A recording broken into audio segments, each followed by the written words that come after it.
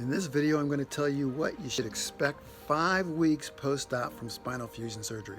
I'm Clint Grimes, and if you want to know what happens to me in the first 6 weeks after surgery so you'll know what will probably happen to you, subscribe and click on the notification bell so you won't miss anything. At the time I'm making this video, I'm 33 days post-op. Well, my nutrition plan seems to be working. I've lowered my calorie intake drastically, and I said I expected to lose muscle mass from not strength training. Well, I am, but my nutrition strategy seems to be working. I weigh hovering between 170 and 173 pounds, right around 13% body fat, and I might let myself get down a little bit lower, 165, 168 maybe, around 11% body fat.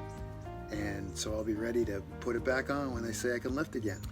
I'm making this video on a Sunday. I'm looking forward to Friday because that's when I get my first post-op x-ray, and then the following Monday I have a virtual doctor appointment with my surgeon, and I'm hoping, knock on wood, that he clears me for physical therapy early, because the quicker I get to the physical therapy, the quicker I get done with physical therapy, and the quicker I get done with that, the quicker I get back to my normal routine of resistance training and high intensity interval training.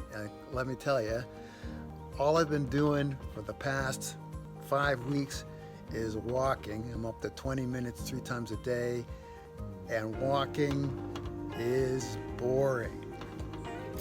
I've got to get ready. I got to get back. I got soccer coming up in January. I'm a strength coach for a high school soccer program, so I got to get out there for that.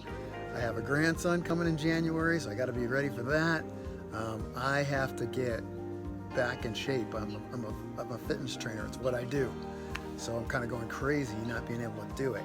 I don't have any back pain. I have no leg pain, which was the symptom of my spinal problem.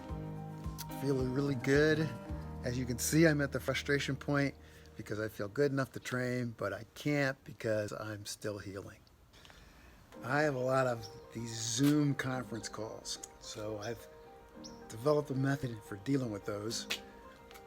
I have some from the soccer program where I coach. I have some from the company where I'm a fitness consultant.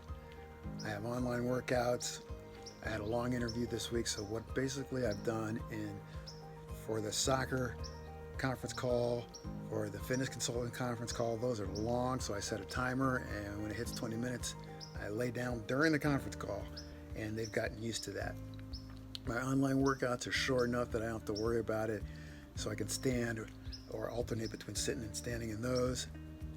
I had a long interview this week with a YouTube booster channel, and what I did was I put a whole bunch of pillows behind me on the couch, and I kind of sunk back into those, even though I should have laid down, but I wanted to kind of be upright. I can't be laying down on YouTube and getting interviewed. And that seemed to work. I didn't have any back pain or repercussion from that. And then there's 2 ladies that I train in my garage with resistance bands, and I have to kind of set a timer, and when it hits 20 minutes, stand up and then sit back down and stand up and sit back down, and that's how I deal with that.